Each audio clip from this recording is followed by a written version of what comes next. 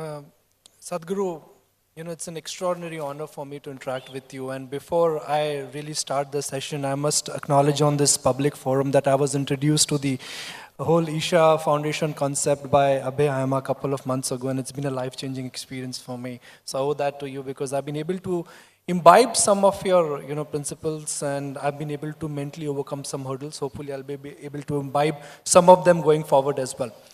As a financial journalist, as a television commentator, I ask questions for a living.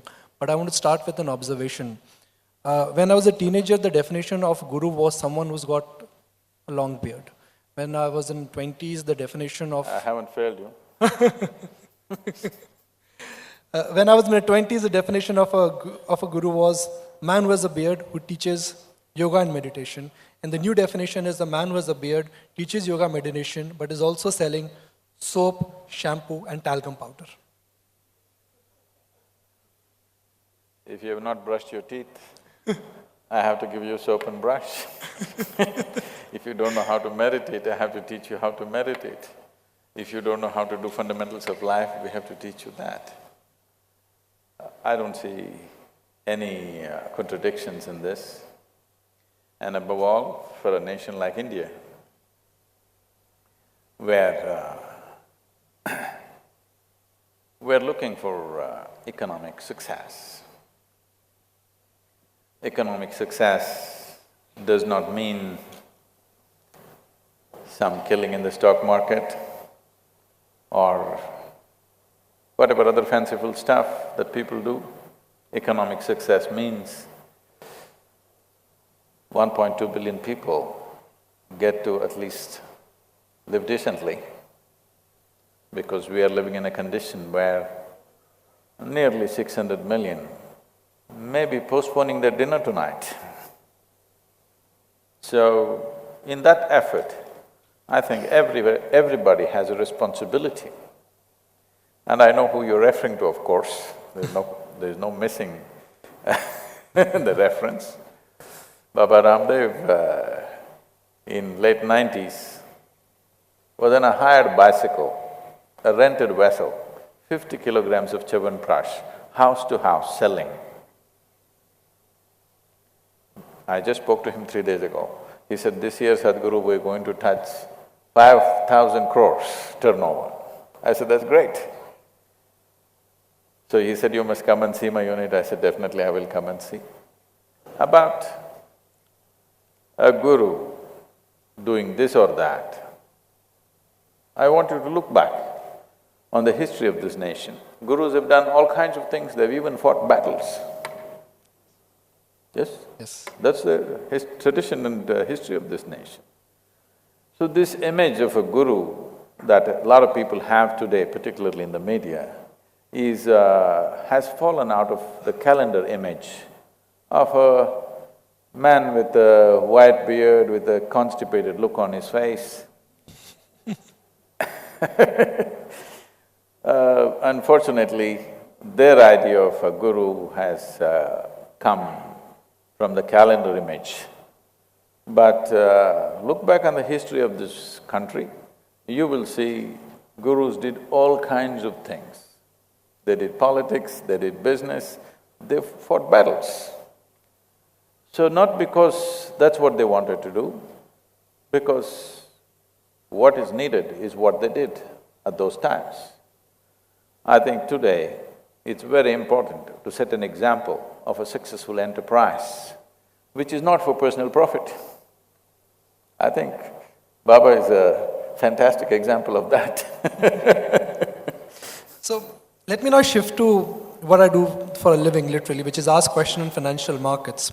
And, we talk about an OCD syndrome, but right now it's an OCD problem for the world. O is oil, C is China, and D is debt. Millions of… What is this? Oil? Oil prices have come down. There is problem in China, and there is a problem about debt market, what Mr. Kotak referred to. So my question is that at a time when trillions of dollars of wealth is getting destroyed, how does one mentally reconcile and how does one mentally deal with it? Wealth never gets destroyed unless you bomb it out. Perceptional wealth goes up and down. People who are playing in that arena will experience a certain level of maybe loss or distress or whatever. About oil prices going down, we've been crying about it for a long time. Now it's going down, we must be celebrating. We shouldn't be crying about that. I think it'll go down further. People are trying to arrest it, I know. But considering various geopolitical issues where nobody trusts anybody anymore, it may go down further and it'll be good for India. And there are some major players who I hear they want to get out of the market pricing. They want to sell to nations at fixed price. Let's say Iran fixes a price with India, they say a barrel is $30, whatever the market price. Goes down, goes up, you pay $30. Something like that is going to happen. Particularly, Iran is going to do it because they've been out of the marketplace for a long time and they see the marketplace is controlled by their rivals. Rivals not just economically, as a nation, religiously they're seriously divided on the basis of religion. So they don't want to contribute to that marketplace where somebody dominates and benefits. So most probably this may happen in the coming year, which will be a surprise for lots of people and which will bring stability, especially to developing countries, because we know at what price we're going to buy. For the next year or 2 years or 5 years, I don't know how the contract will be made. So, the oil market as we have known, which has been seriously exploited by a few forces, may not be so in the coming near future. But in general for people and in the audience here, the house here, we all are associated directly and indirectly with financial markets. Financial markets, well, when the good is… when the ride is good, we love the joyride. When the tide reverses, we all hate it. What I'm trying to understand from you is that how does one deal with volatility and how does one deal with the word mental stress? You also had some China included in the previous question. I don't think anybody has to worry about China collapsing because you need to understand something. There are today's statistics, but behind every statistic there are people. What kind of people are behind whatever is happening in the world is very important. This is something that the statistics that you throw out in the news doesn't take into account. Chinese are a super determined people. They are not a confused lot. What they have to do, they will anyway do. And they don't have too many unpredictable things in their nation. They can make largely most of the things predictable and achievable because they don't have to battle with nuances of democracy or just everybody having their own opinion about everything. No, they will just do what's needed. It's a very highly motivated and committed and determined population. If it is… I think it's the hope of the West that Chinese market will collapse. It will not. They're a different kind of people, they won't let it collapse. They'll do whatever it takes. The third element in my first question was debt. And if I look at the environment around us, we know that, what central bankers are doing versus productivity level, people have borrowed much more than they can actually, realize. So there is a chaos in the financial market. We may not admit it, but the world is not simple to understand. At least financial markets are not simple to understand. Any growing market is always a chaos. If there is no chaos, that means it's a dead market. There has to be some chaos, otherwise things are not happening. Things are happening. So, in India, for those who run businesses, small businesses, especially and medium-scale businesses, the biggest challenge is finance. There are innumerable people who can do wonderful things for the economy of this country, but they never get financed. Things have improved a lot in the last 10 years, I would say.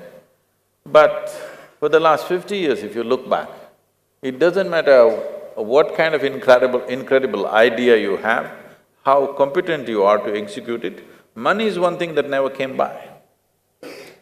So I think a whole lot of entrepreneurs died as government clerks and government officers and they became enterprising in their offices for which we are paying a price. So, about too much money is being taken, that's not true. I think we still not coming to terms with a growing economy has to make adjustments, has to periodically set itself right.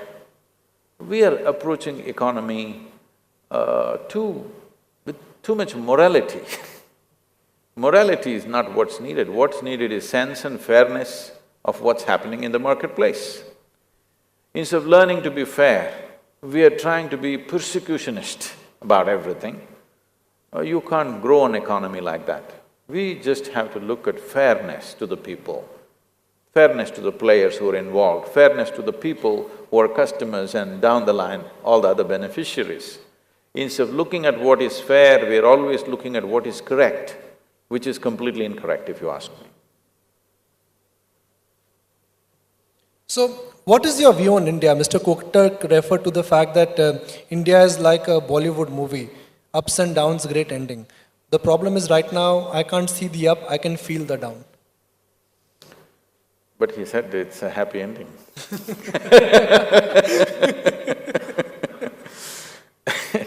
End is long, an end could be painful, an end could come after interval. See, India is a tremendous pool of talent. I must say this, I'm not saying this with any nationalistic fervor. I personally don't identify with any kind of political nationalism. But as a culture, we are important in the world because we are a kaleidoscope. We have every kind of hue, we have every kind of shape and form, which is quite incredible. It's taken 10,000 years to create this chaos, which functions. Most people who are not used to India, they just can't figure how the hell this is functioning. But we know it'll work because here in this country, at least everybody thinks he's a genius. There is no ordinary person, everybody is an expert, not about the job that he is doing, about everything else.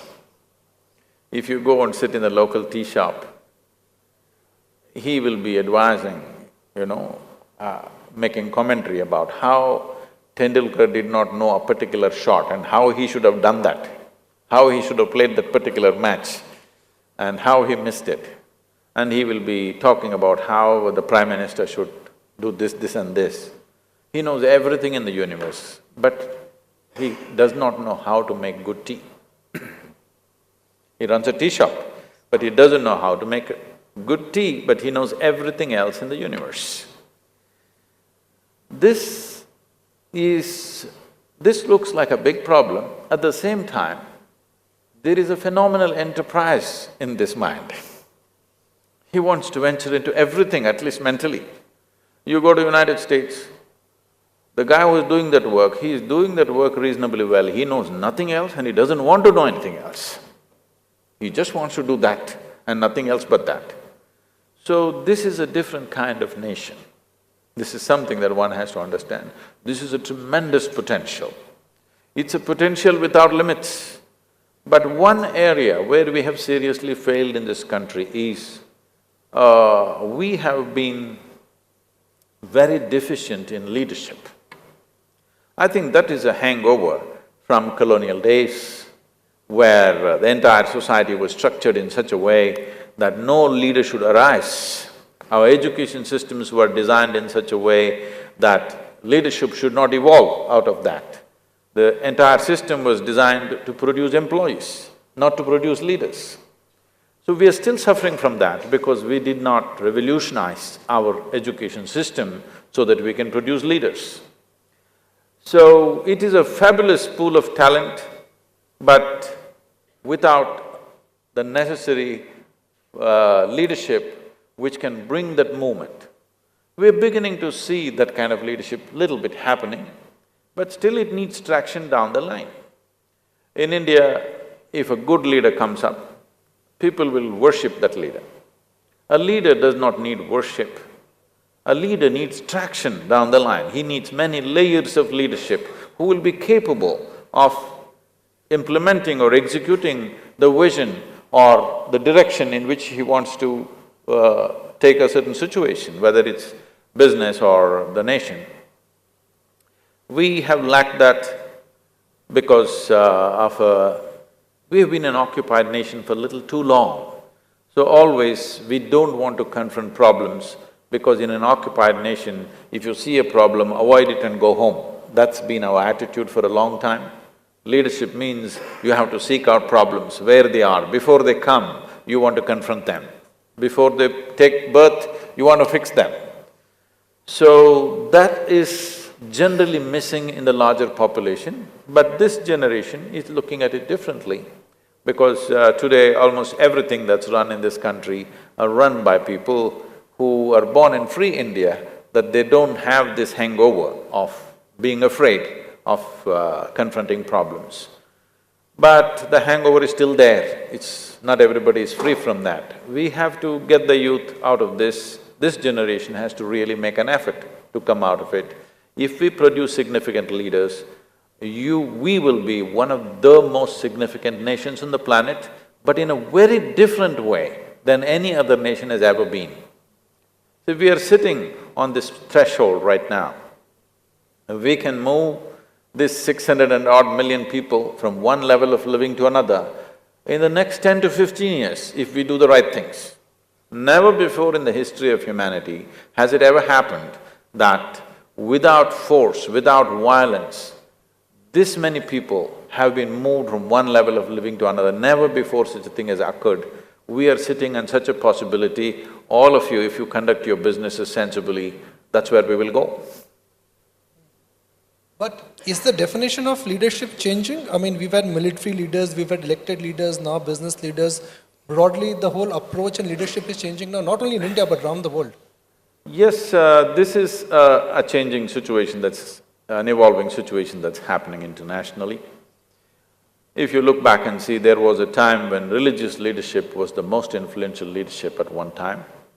Then as the military machines became strong, the military leadership took on the most significant role.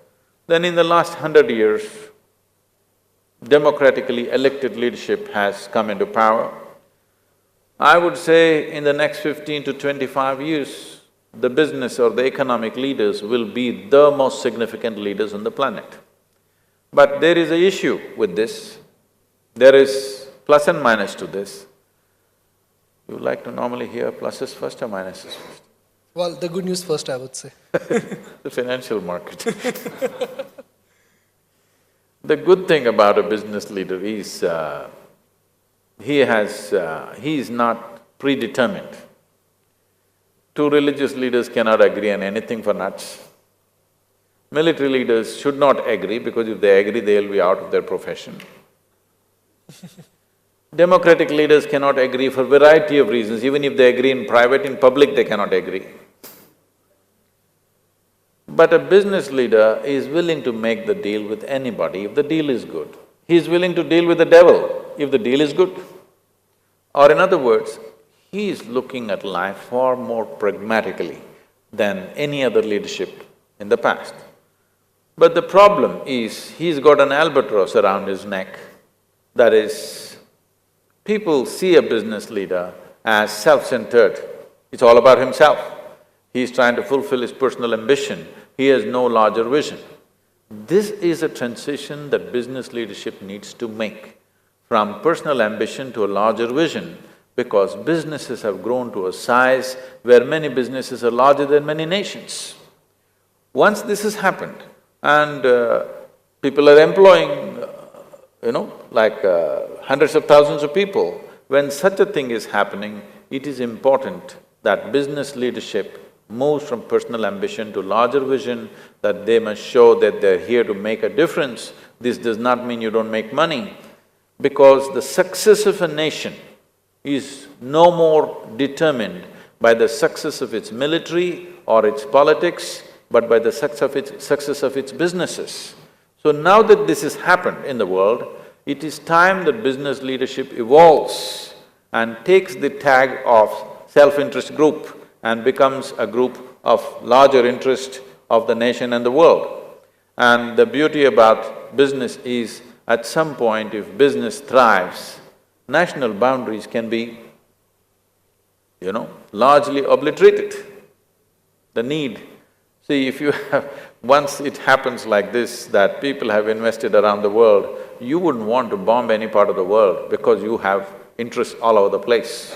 So, in many ways, it could be a way of paving for a more peaceful existence on the planet, because business leadership is not interested in destroying, it's always interested in exploiting.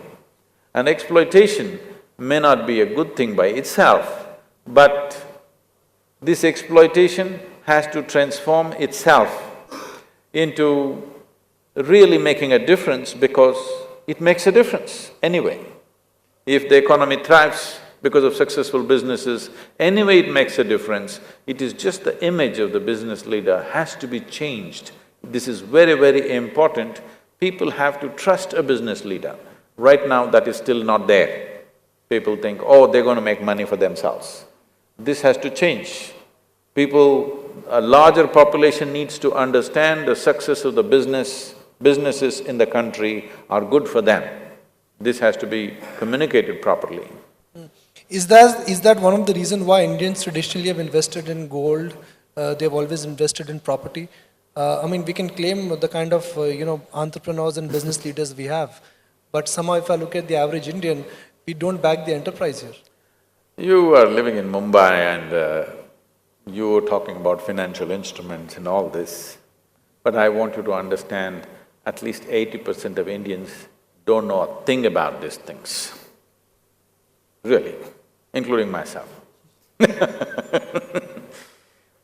They don't know a thing about these things. So, they don't want to put their money anywhere else. They want to put money into something that will be under their control, and you can't blame them for that. So, educating people that financial instruments are real things. They're not some con job that is being done, they're real things. But con jobs have happened in the past, so there is fear. And the little money, the little savings that they have, they don't want to entrust it to somebody else. They would… even if it doesn't grow, they want to keep it as a lump of gold or a piece of land, because they know they can keep it, they can live with it, and they can pass it on to their children.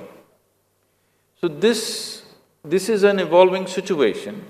Till this generation in India, people have earned money mainly to pass it on to their children. Nobody thought they're going to blow it up. The richest people in this country always lived extremely simple lives, and the only intention was to pass it on. But now this generation is changing, they want to make money because they want to blow it up. They want to do things for themselves.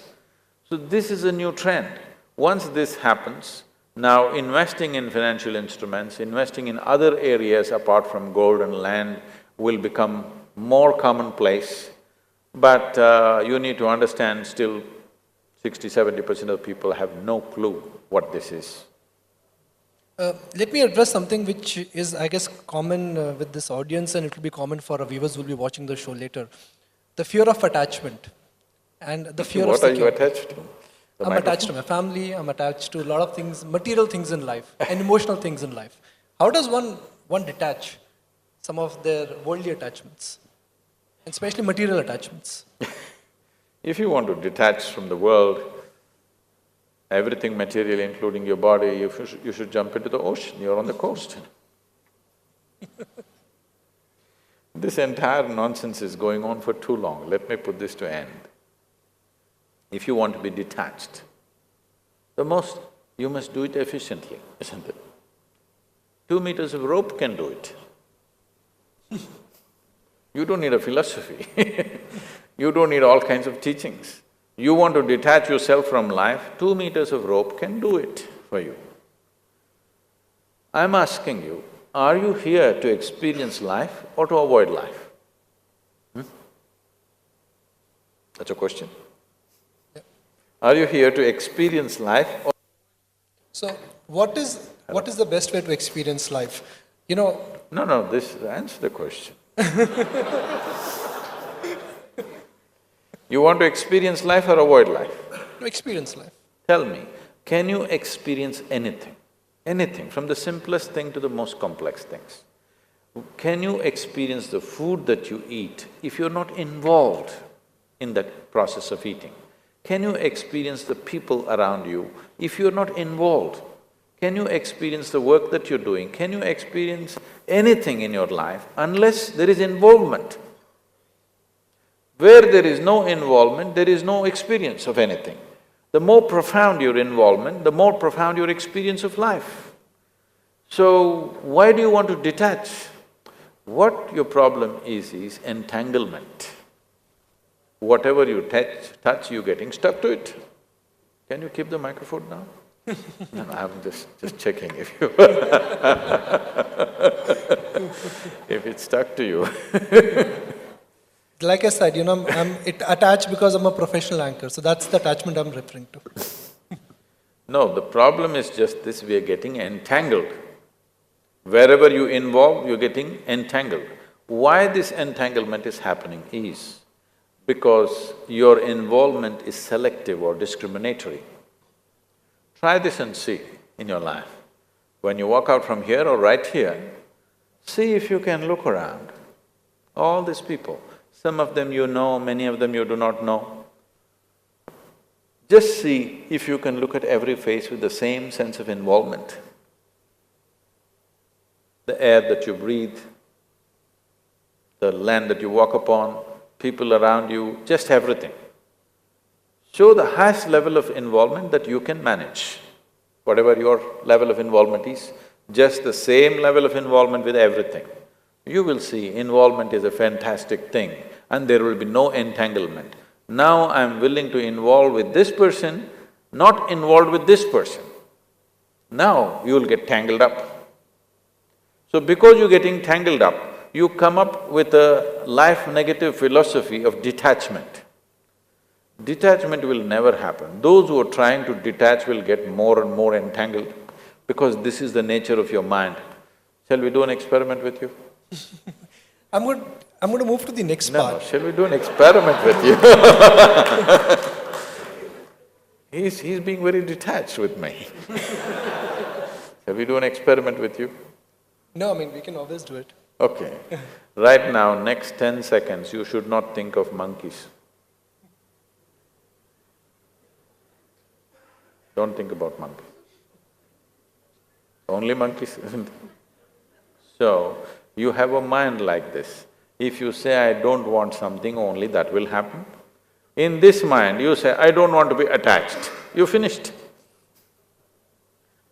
Unfortunately, they're blaming Krishna for this detachment nonsense. Don't listen to the words that are written in a book, we don't know who wrote it. Look at his life, he's involvement in everything, isn't it? Where is detachment in his life? He's absolutely involved, indiscriminate involvement, so there is no entanglement. One of the aspects which all of us want to understand is there is a necessity in life, there is abundance in life, and there is greed in life. Necessity is important because I have compulsions. Abundance is something I thrive to have, greed is something I don't want. How do I define the necessity in my life? What you want is always a necessity, what somebody wants is greed.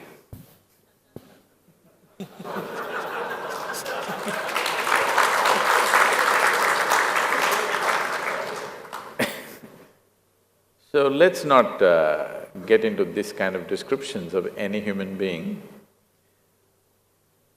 The thing is just this, the nature of the individual human being is like this. Wherever you are, you want to be something more. Yes, is it true for everyone? Wherever you are, you want to be something more. If that something more happens, what? Something more. If that something more happens, what? Something more. So you seem to be going in installments towards something. What is that something? Suppose I make you the king or queen of this planet. Are you settled? Don't look at me hopefully, I won't make such a blunder. If I make you the king or queen of this planet, will you be fulfilled? No, you will look at the stars. This is the nature of the human being.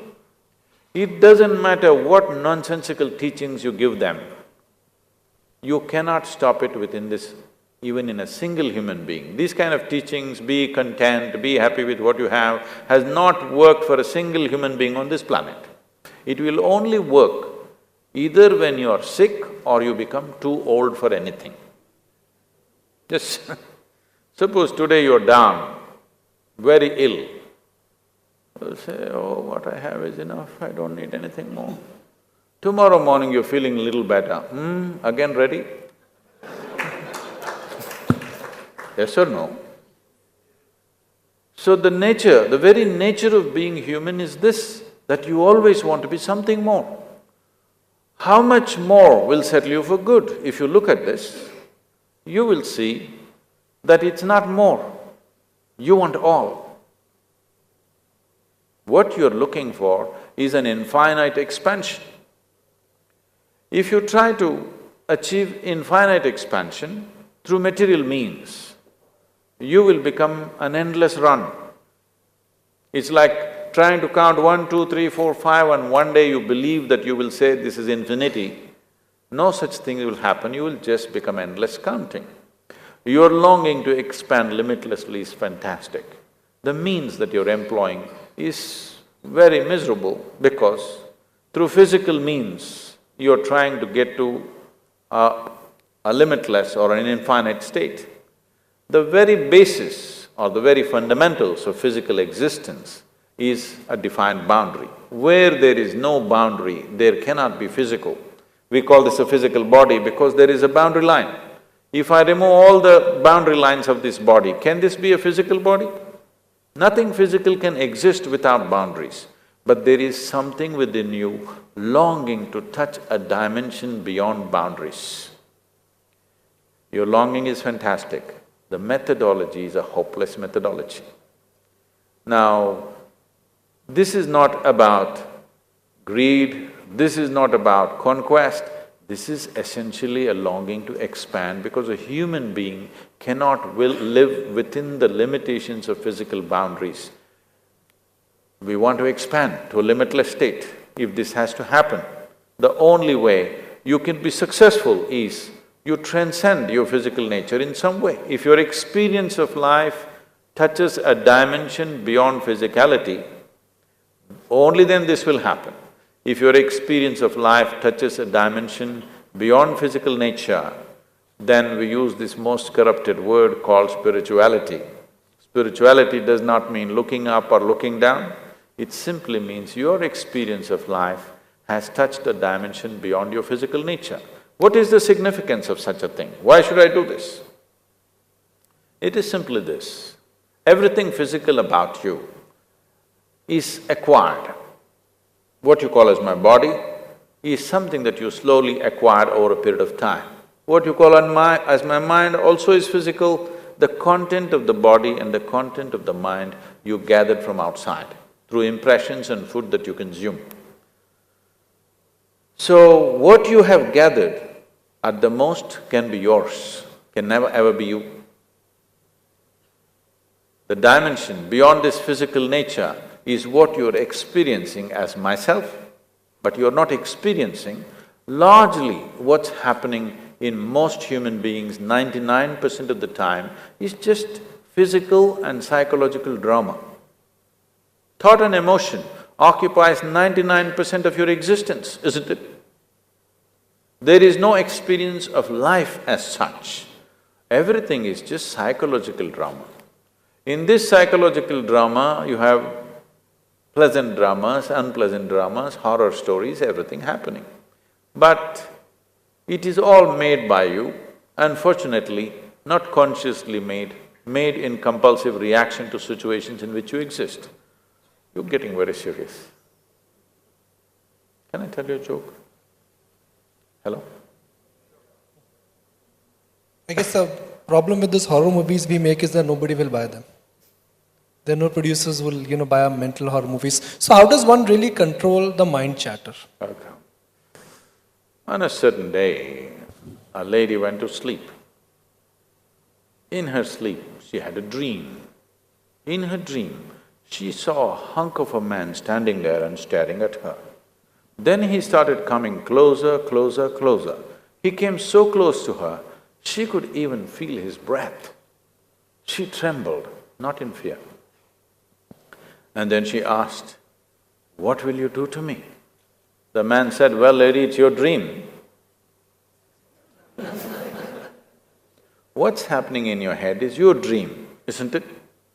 Now with most people, the trouble is not about their life is not happening the way they want it, even their dream is not happening the way they want it. Your thought and your emotion should happen the way you want it, isn't it? What kind of thought should you have? What you want, whatever it is. What kind of emotion should you have? What you want, but that's not happening. 90% of the planet is struggling with this because you have been given a super computer and you have not read the user's manual. Just by accident, you're trying to do it. So now you're talking about tension and stress and anxiety. I want you to know, even if there were no stock markets, you would still freak on something. Yes or no? You think people are freaking only because of stock market? No, even before stock markets came, people were freaking for different reasons. And if there is no reason, they will freak. Somebody came to me a few months ago from your town and a reasonably prominent person, and he said, "Sadhguru, I can't take this anymore. My boss, he's terrible." No, he's not your employee. Then I raised my hands and said, "May you be fired. You are suffering your job too much. May you be fired." "Hey, Sadhguru, why? I said, "Why? Just take a walk on the beach, you're fired means you're free. Your boss is such a terrible creature. If you're fired, you're free from him." No. If you're fired, you'll be miserable. If you're in the job, you'll be miserable. If you don't get a job, you'll be miserable. No, this is not about the job, this is not about the markets, this is not about anything. This is just that you have not done enough work with this one. You do not know how to manage your mind, you do not know how to manage your emotion, you do not know how to manage your body, you do not know how to manage your chemistry. This is a chemical soup. Are you a great soup or a lousy soup? That's all the question is. If you're a great soup, in any situation you're wonderful. If you're a lousy soup, you just need an excuse. If you don't have any excuse, still you will be miserable, believe me. You think people who don't know anything about stock markets and financial struggles and all this stuff, they're all blissed out every moment of their life? No, they're also freaking about something. I want you to look at this carefully. People are not miserable not because of some great earth-shaking events. Somebody said something, they're miserable about that. Somebody was supposed to say something and they did not say it, they're miserable about that. Somebody looked like this, they're miserable about that. Someone was supposed to look at you and they did not look at you, they're miserable about that. So nothing earth-shaking need to happen. The thing is just this. You can call it by any number of exotic names, you can call it stress, anxiety, depression, this, that, varieties of depressions. All that's happened is, you do not know how to manage your intelligence. Your own intelligence is turned against you, that's all that's happened. Your intelligence is turned against you. If you remove a part of your brain, I think you will be peaceful. Yes, potential will be gone, but you will be peaceful. And that's what people are trying to do. By excessive eating, alcohol, drugs, this, that, everything, is simply just this. In some way you want to kill your brain at least temporarily, because you're not able to bear the torture of this intelligence which took millions of years of evolution to get you to this place. Millions of years evolution to get you to this cerebral space that we are in right now. the greatest benediction that a human being has is we have this capacity to think and imagine and do things. Two most important faculties that a human being has, which makes us stand out from every other creature, is we have a vivid sense of memory. We can remember every experience of our life. And we have a vivid sense of imagination, that we can imagine something and strive to create that. What happened 10 years ago? Maybe many of you still suffer. Yes? People are capable of suffering, yes or no? What may happen day after tomorrow, you already suffer. Don't think you're suffering life. You're just suffering your memory and your imagination, two of the best faculties that the human being has. That's what you're suffering. You are striving somewhere. If I was like an earthworm, I would be very peaceful. This is a tremendous possibility, that you can remember everything and build such a vast experience of life, and you can imagine things that nobody has ever imagined till now and strive to create it. But that's what human beings are suffering, because your education systems have taught you nothing about how to manage this, how to enhance this, only about how to fix the world. No, if you fix this one person, you will see life will be fantastic. World, we will play to the extent that it allows. It depends on the times in which we are born. What kind of play we do in the world depends on the times in which we are born, isn't it? Not always you could play the same game, and depends where we are placed. So, what games we play in the world is relative, but how we are within ourselves is our business. This one thing you must do. We have tried to engineer the world too much, but we have not done anything about this. Only if we do something about this life will be worthwhile. Otherwise, so much may happen in the world, but we will still be going through the same sufferings. As a generation of people, is it not true that we have comforts and conveniences today that no other generation could even imagine? Yes or no? Compared to your parents and your grandparents, materially, are you all not living in unimaginable places and positions? Yes or no? But still we are suffering that.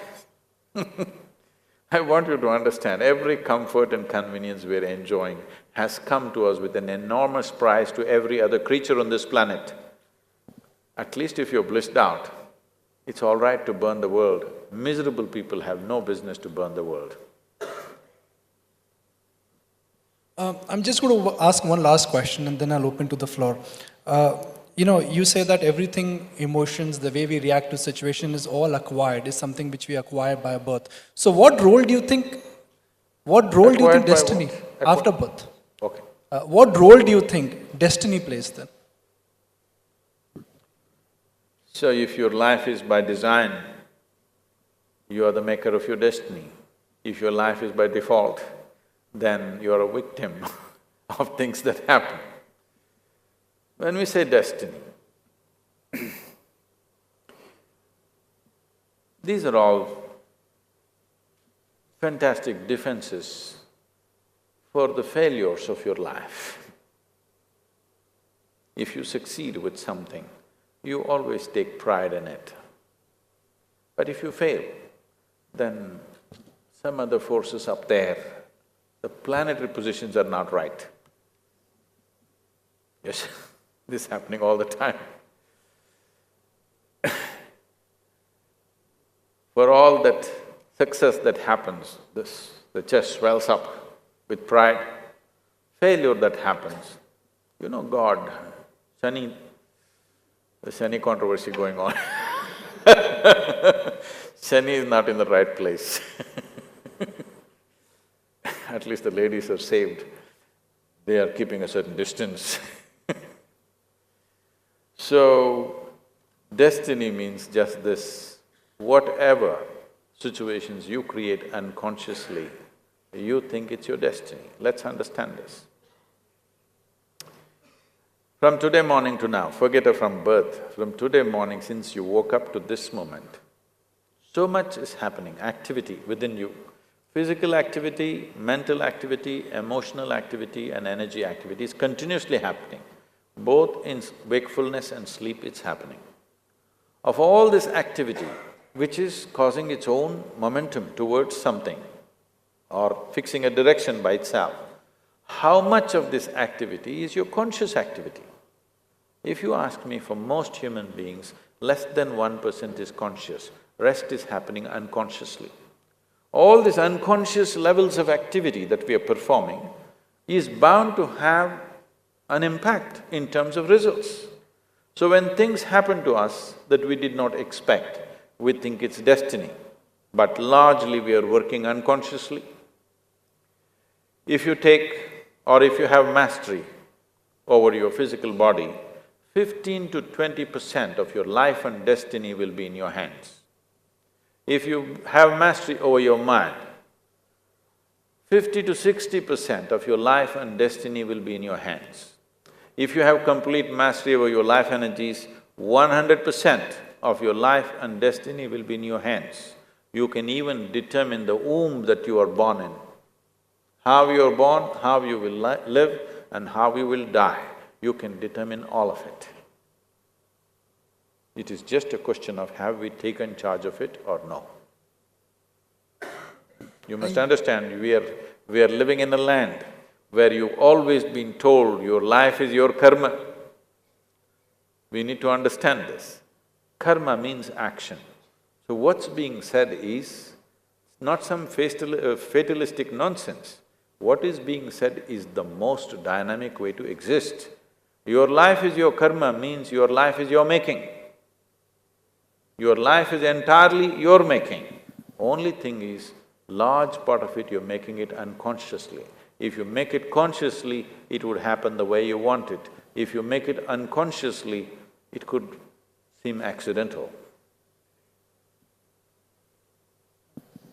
You know, I'll misuse my liberty of being the anchor chair to ask you one more follow-up question. The idea is really to be honest and discover the life inside us. What can we do tomorrow morning? 3 things we can do tomorrow morning to change things around us, change the within us. What can I do tomorrow morning? Now go. You. Yes. I'm sorry. We're starting a program in Nagaur in Rajasthan, so I was joking with him. See, this is the entire problem. We are always looking for tidbits of life. What are the 3 things I can do tomorrow morning? You must brush your teeth. Maybe Baba's toothpaste.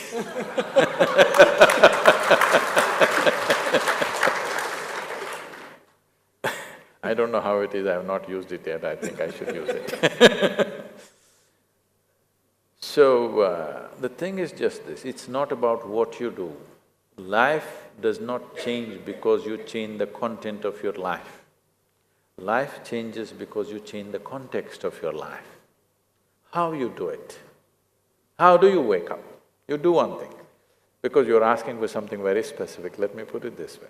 Tomorrow when you wake up, if you wake up, no, I mean, don't think it's a joke. Over 1 million people in this world will not wake up tomorrow morning. Yes? We are mortal creatures, aren't we? Over 1 million people will not wake up. Suppose you wake up. Check. I'm still alive. It's fantastic, isn't it?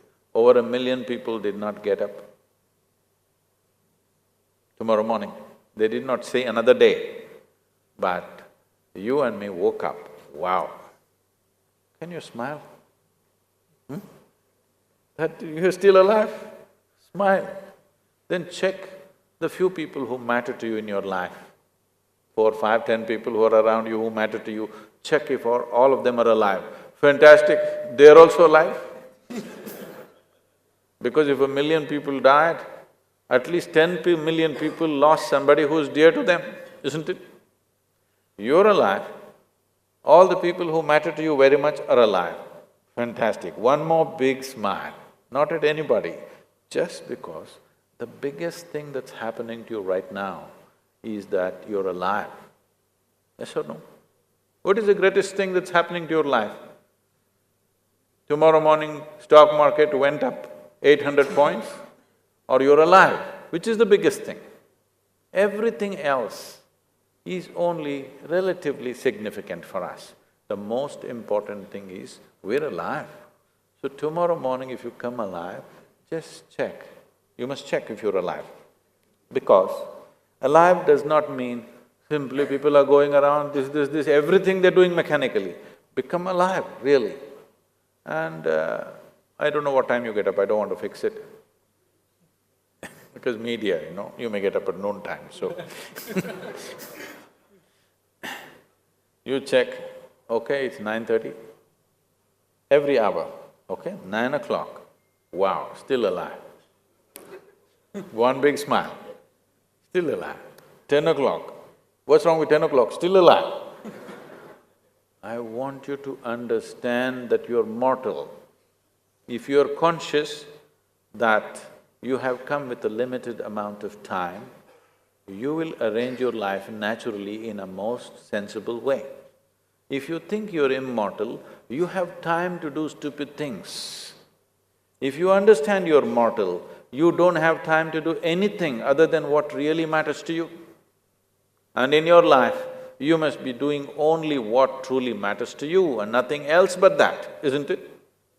This you will do only if you are conscious that you are a mortal being. We're fine, we're healthy, but we could be dead tomorrow morning. I'm not wishing it, I'll bless you with a long life. But it is possible that you and me could be dead tomorrow morning? Yes or no? The possibility is there or not? Yes. So when we know this is how this life is, then everything that really matters must happen, isn't it? What is it that really matters to you? If you really look at it, you will see the only thing that really matters to you is you want to experience this life as profoundly as possible. Somebody thinks money will do it, somebody thinks education will do it, somebody thinks sex will do it, somebody thinks love will do it, somebody thinks something else will do it. But whether a man is going to the temple or to the bar, all he is looking for is a larger slice of life. Yes or no? Yes or no? If you're looking for larger slice of life, if you want to be successful, not just a dreamer, then the only and only way you can experience it is by being hyper-perceptive, by enhancing your perception, not by enhancing your imagination, not by enhancing your activity, but by enhancing your perception. If you have to enhance your perception, you have to be alert. If somebody points a gun to your head, you will become super alert, yes or no? So don't wait for somebody to do it. Just understand that you are a mortal creature.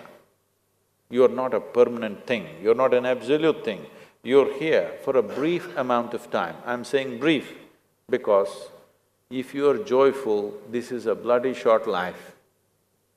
If you're miserable, only if you're miserable, you have a long life. Because miserable people feel it's too long. Joyful people, before they know what's happening, it'll be over. Yes? Have you noticed this? On a particular day you're very happy, 24 hours just went off like that. Another day you're depressed, 24 hours feels like a eon. So the experience of life and the experience of time is very relative. So the essential thing about life is just this. Every life, not just humans, every life is striving to become a full-fledged life, have the largest possible slice of life that we can have in terms of our experience. If this has to happen, we have to just become open to life. Open does not mean an attitude. Open simply means we are fully on with life. We are not on and off, on and off. We're just on. If you're on, then life will happen. If you're off, you can't turn it on later on in the grave. This is the time to be on and you must be fully on. So just as a reminder, hourly check you do. If you're still alive, great, one big smile. Even if you're doing your show, people wouldn't mind.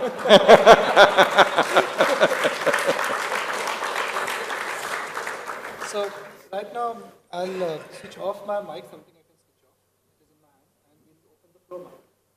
So, questions from the floor.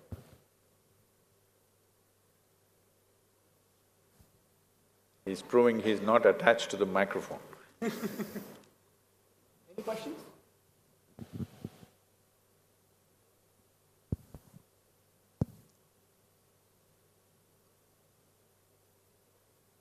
That's good. You, this power of conviction, isn't it? Or convincing people about how to live life. Everybody's convinced after your spirited remark on how to live life, so no questions are coming. This convincing? I didn't get that. No, in terms of how to approach life. So everyone's convinced now that this is the right spirit and how to get up tomorrow morning and check the time and say thank you. You don't have to say thank you to anybody. You're alive because of your own nature, not because of somebody or something. It's such an incredible thing that from nowhere you're born and poof, one day you will disappear and nobody knows where the hell you go. All kinds of guesswork is being made, but nobody knows. Yes or no? So, now you're here in the middle of nowhere, you know. When I say in the middle of nowhere, you don't know where this cosmos begins, where it ends, in the middle of something. You're here, we are sitting and doing all this talking. This solar system is a tiny speck in the cosmos. In that tiny speck, this planet Earth is a microspeck. In that microspeck, Mumbai is a super microspeck. In that, you are a big man. This is a serious problem. You fix this one thing, you will see suddenly life will happen to you in a big way. You know, I'm looking at the watch and it says 9:45 and that tells me it's dinner time. That means you must smile. Okay, there's a question coming. Good evening, sir. You were talking about indiscriminately, involved. So, can you throw some light on that as to how do we practice and, is there any way, because we invariably get, we discriminate knowingly and unknowingly with every situation. Involvement need not necessarily mean action. This must be understood. Indiscriminate action will lead to irresponsible situations. But indiscriminate involvement in the sense, whatever you're in touch with right now, how do you come in touch with anything? There are only 5 ways in which you can touch something in this world: by seeing, hearing, smelling, tasting and touching. This is the only way you're touching anything or whatever, isn't it? So whatever you are in touch with all the 5 sense organs, be absolutely involved. Now, involvement becomes discriminatory because you're always making a judgment, oh, this is a good guy, I'll be involved, this is not a good guy, I won't be involved, she is nice, she is not nice, this is good, that's not good. Not like that. This is not your business to make this judgment, just to be involved. But in what way, what kind of action? You can be sitting here and absolutely involved with people and not say a thing to them. So action is not compulsory. Action is by discretion, of course. You cannot be indiscriminately active. Action has to be judicious, but involvement need not be judicious, involvement has to be indiscriminate, because only then you experience life. Because without that involvement, you will not know life. Whether it's good or bad, nice or not nice, you must still experience it. Only then you have a richer experience of life, isn't it? You need involvement. This doesn't mean you have to go and do something. Start with this: the air that you breathe, the food that you eat, the water that you drink, the earth that you walk upon. Try to show as much involvement as possible. And another way of involvement is just every face that you see around you, you know them, you don't know them, it doesn't matter. You be involved. How to be involved? What do I do? Okay, you can smile. You think it won't work in the financial market? They think you're crazy because the market is dropping this many points and you're still smiling, they think you're crazy. It would be good to have some few crazy people who can smile no matter what. I think it was Charlie Chaplin who said this. He said, my lips do not know what's happening in my mind, so they keep smiling. So, there are many things that can happen in our mind. But what happens in our mind is only psychological. It is not a reality. We can also make it happen another way, isn't it? Because it's our thoughts, it's our emotions. Right now, we are in a compulsive state of reaction. If you are indiscriminately involved, this is the first thing that will happen to you. Your actions will become very conscious. Now, I'm involved equally with everything around me means action naturally becomes very conscious and judicious. If my involvement itself is discriminatory, action becomes compulsive. That is the fundamental change that will happen. Once your actions become conscious, definitely they are far more effective than unconscious and compulsive actions.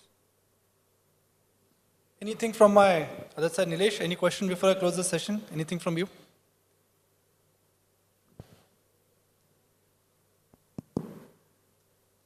Hello? Yeah, good evening, Swami. What is this? Yeah, this side. Yeah, Okay. this side. Hi. I In don't fact, know… I don't know what is this side, huh? Actually, I have a very general question to you. I'm sure you would have encountered this question several times, you know. You just mentioned that people seek happiness in a lot of things. Many people get happiness in pursuit of money, power, wealth, whatever. But what's the purpose of life? Very generic question that I'm asking you, but what would be the purpose of anyone's life?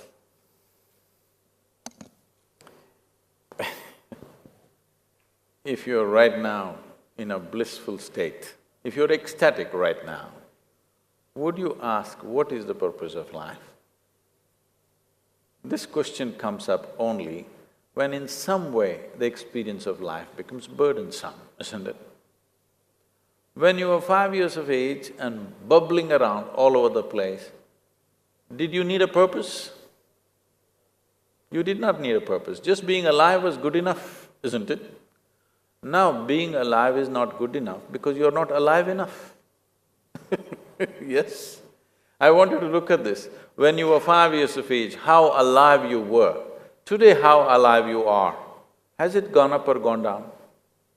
You can tell me.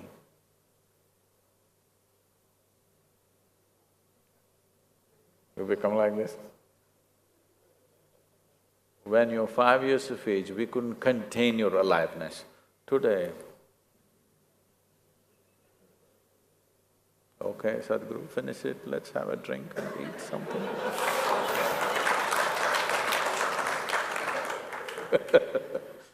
So, the meaning, what you're asking is, what is the meaning of life? Meaning is purely psychological. In the existence, nothing has any meaning. And it doesn't need a meaning. Life is a big enough phenomena, such a limitless phenomena, it doesn't need a meaning. You just have to experience it. If you experience it, you will see it's a limitless possibility. When I say life, today in most of your minds, you're thinking in terms of your work, your family, your money, your wealth and whatever. These are all accessories of life. This is not life. You brought in these aspects thinking they will enhance your life. Your money, your wealth, your family, your relationships, these are all just add-ons. Life is something that is throbbing within you. Unfortunately, it's buried so deep for most people that there is no experience of it. Only when death comes, you must watch this. All of you should do this at some point. You go and see people dying in a hospital or wherever. 80% of the people, the moment of death, you will see bewilderment on their face, not fear, not pain, just the bewildered. Because it's only when the death comes they realize they never lived. All they did was psychological drama. Thought and emotion occupied their entire time. Now when death comes, suddenly your psychological drama means nothing.